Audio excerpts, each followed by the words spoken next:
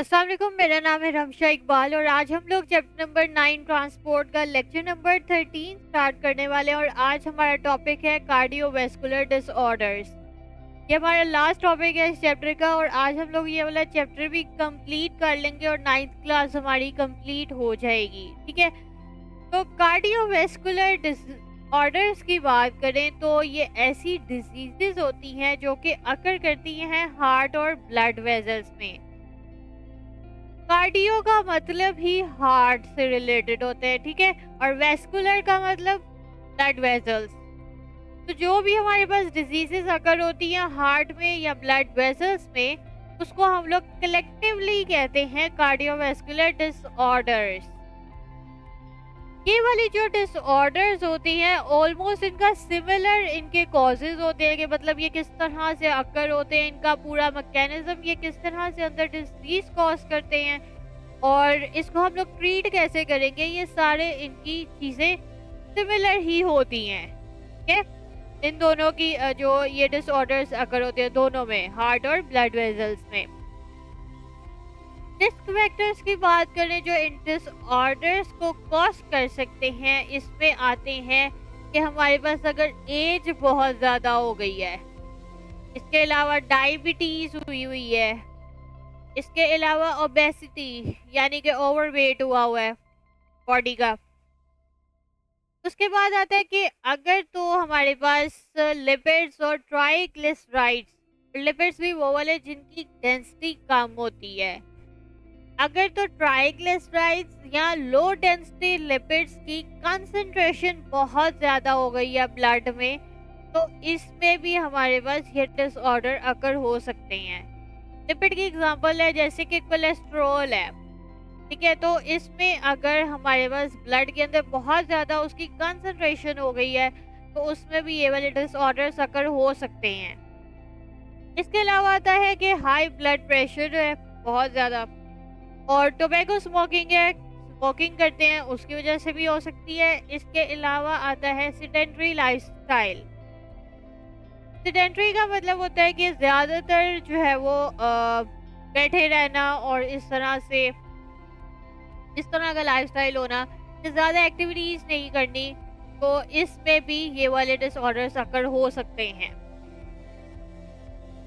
पहला हमारे पास अगर हम डिसऑर्डर की बात करें तो इसमें आता है एथेरोस्क्लेरोसिस एंड आर्टेरियोस्क्लेरोसिस।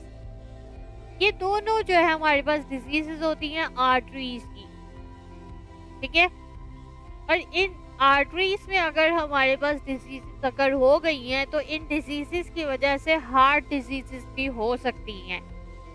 एथेरोस्क्लेरोसिस की बात करें तो इसमें क्या होता है कि आर्टरीज का जो डायामीटर होता है वो कम हो जाता है, नैरो हो जाती हैं आर्टरीज, और ये एक क्रोनिक डिजीज है। एक हमारे पास होती है, वैसे बता रही हूँ, एक होती है हमारे पास एक्यूट डिजीज, एक होती है हमारे पास क्रोनिक डिजीजेस।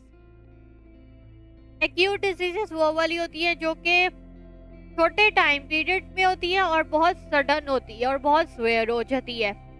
क्रोनिक डिजीजेस वो वाली होती हैं जो कि जिसमें टाइम ज़्यादा लगता है, यानी कि लॉन्ग टर्म डिजीज होती है।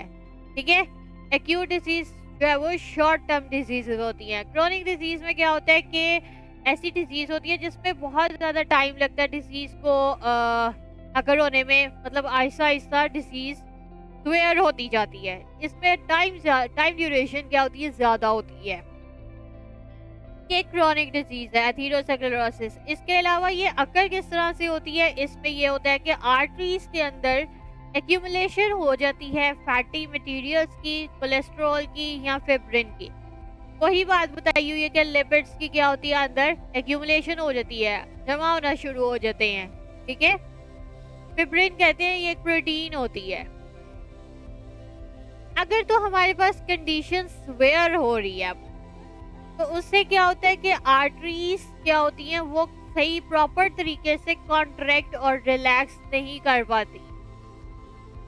ठीक है, जब वो सही तरीके से कॉन्ट्रैक्ट या एक्सपैंड नहीं कर पा रही तो उससे क्या होगा कि ब्लड इतनी आसानी से उसके अंदर से मूव नहीं कर पाएगा। क्योंकि ब्लड के पैसेज के लिए चाहिए होता है कि आर्टरीज मुसलसल क्या करें, कॉन्ट्रैक्ट और एक्सपैंड करती जाएं, तो ही ब्लड मूव करेगा।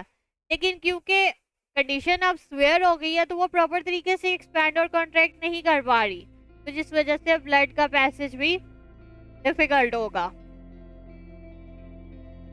प्राइमरी कंट्रीब्यूटर की बात करें एथेरोस्क्लेरोसिस की, के मतलब जो कह लें कि इस डिसऑर्डर को मेन रीजन है जो इस डिसऑर्डर को कॉज कर सकता है वो है कि अगर तो हमारी आर्टरीज के अंदर कोलेस्ट्रॉल की एक्यूमुलेशन हुई हुई है तो उससे हमारे पास क्या होगा, सबसे पहले एथेरोस्क्लेरोसिस अगर होगी। इसके रिजल्ट में क्या होता है कि आर्टरीज के अंदर प्लेक्स बनना शुरू हो जाते हैं, और प्लेक्स की बात क्या होती है, वहाँ पे क्लॉट्स बनना शुरू हो जाते हैं। वहाँ पे कह लें कि ब्लड जो है वो जमा होना शुरू हो जाता है, उसकी क्लॉटिंग होना शुरू हो जाती है, जिसको हम लोग कहते हैं कि आर्टरीज के अंदर थ्रोम्बस की फॉर्मेशन हो गई है। उन क्लॉट्स को हम कहते हैं थ्रोम्बस। और अब अगर ये थ्रोम्बस अपनी पोजीशन से हट गया है, रिमूव हो गया है, और वो अंदर अब आर्टरीज में फ्रीली वो फ्लोट कर रहा है, तो उसको फिर हम कहेंगे एम्बोलस। ठीक है, वो फिर हम उसको आर्टरीज के अंदर क्या कहेंगे, एम्बोलस। ये सारी बहुत इंपॉर्टेंट एमसीक्यूज हैं और शॉर्ट क्वेश्चंस हैं। तो इस तरह से हमारे पास ये डिसऑर्डर अकर होता है आर्टरीज में, जिसको हम लोग एथेरोस्क्लेरोसिस और आर्टेरियोस्क्लेरोसिस भी कह सकते हैं। आर्टेरियोस्क्लेरोसिस भी हमारे पास आर्टरीज में डैमेज वगैरह आकर हो सकते हैं, उसको हम लोग आर्टेरियोस्क्लेरोसिस कहते हैं। ठीक है, नेक्स्ट हमारे पास आता है डिसऑर्डर, वो है मायोकार्डियल इन्फार्क्शन। ये डिराइव होता है मायोकार्डियम और इन्फार्क्शन से। मायोकार्डियम क्या है, ये हार्ट मसल है, और इन्फार्क्शन क्या है, इन्फार्क्शन कहते हैं टिश्यू की डेथ को। अब नाम से ही आपको पता लग रहा है कि टिश्यू की डेथ होती है, और इफेक्ट कौन होगा, हार्ट का मसल। इसको हम लोग कह सकते हैं, मोस्ट कॉमनली जो हम लोग कहते हैं वो है heart attack in short.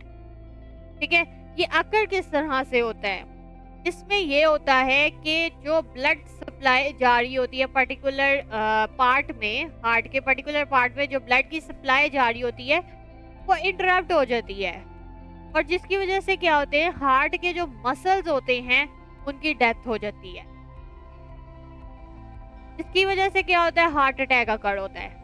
Heart attack में क्या होता है कि जो कोरोनरी आर्टरीज होती हैं उनमें ब्लड क्लॉट अकर होना शुरू हो जाते हैं, क्योंकि ब्लड सप्लाई की क्या हो रही है, इंटरप्शन हो रही है। तो वहां पे कोरोनरी आर्टरीज में क्या होते हैं, वहां पे क्लॉट्स बनना शुरू हो जाते हैं ब्लड के।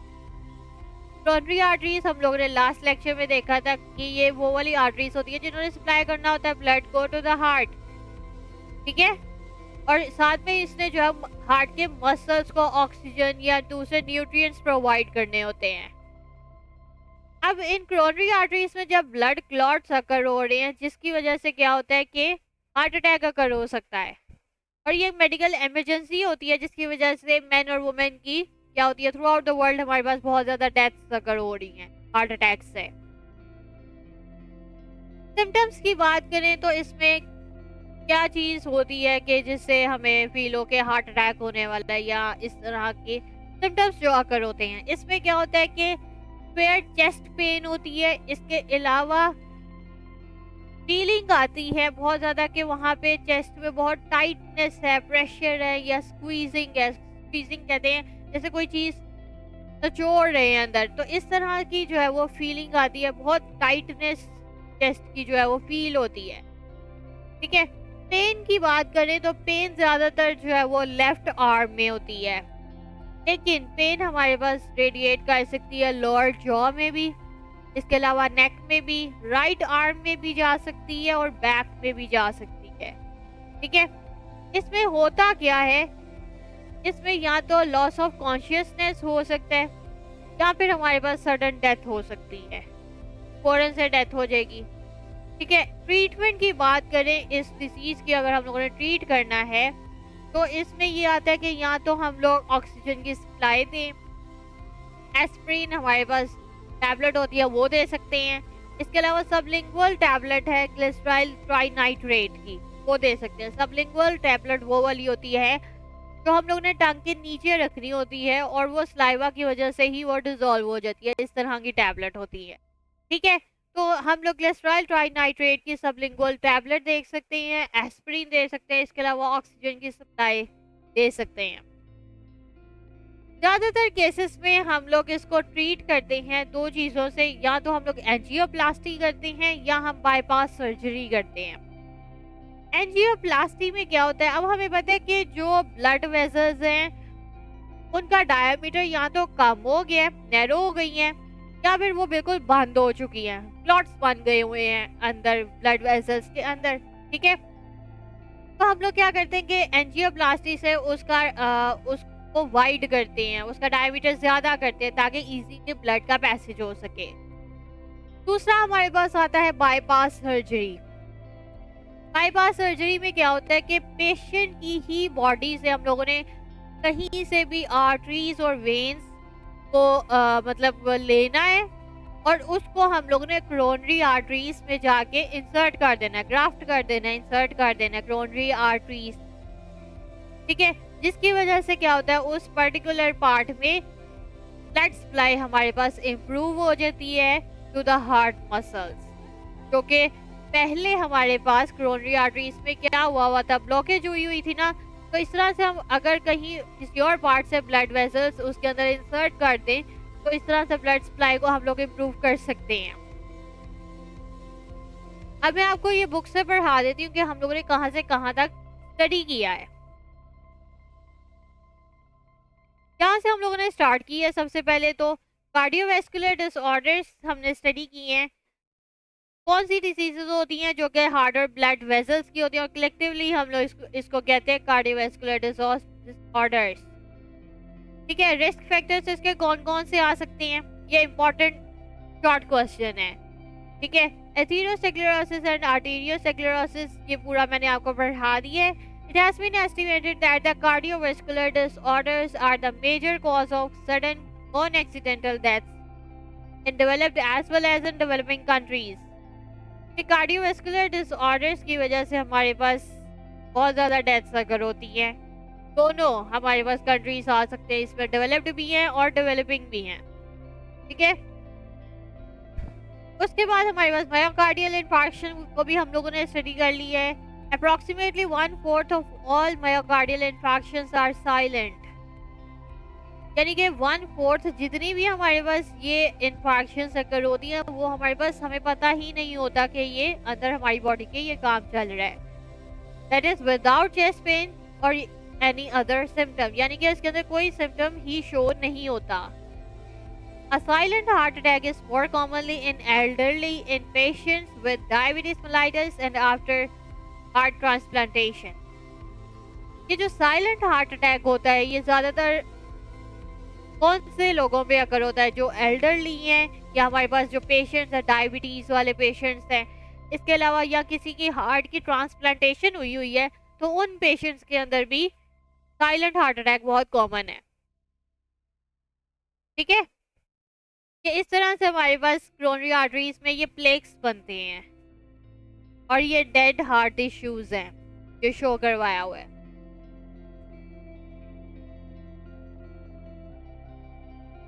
और हम लोग ट्रीट किस तरह से करते हैं, एंजियोप्लास्टी से करते हैं या फिर हमारे पास बाईपास सर्जरी आती है, ये मैं पढ़ा चुकी हूँ, ठीक है। Angina pectoris means chest pain. It is not as severe as heart attack. The pain may occur in heart and often in the left arm and shoulder. It is a warning sign that blood supply to the heart muscles is not sufficient, but shortage is not enough to cause tissue death.